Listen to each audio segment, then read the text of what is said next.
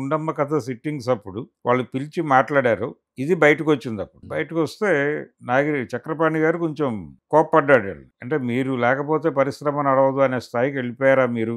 అంటే డిక్టేట్ చేస్తారా terms and conditions?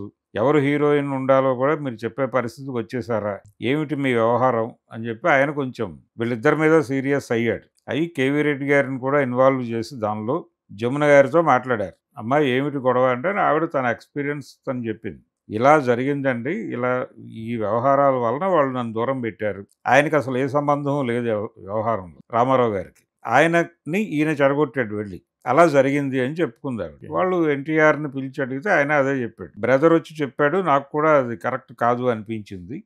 అందుకని నేను కూడా వద్దని చెప్పాను.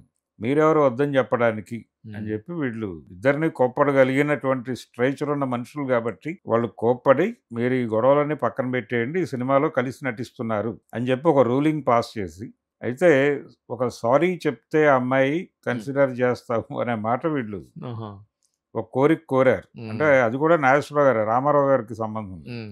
కోరితే నేను తప్పు చేయనప్పుడు ఎలా సారీ చెప్తాను అందావిడ. ఈ అనవసరమైన విషయాలు ఇవన్నీ పట్టుకొచ్చి ఇండస్ట్రీని కలుషితం చేయొద్దు.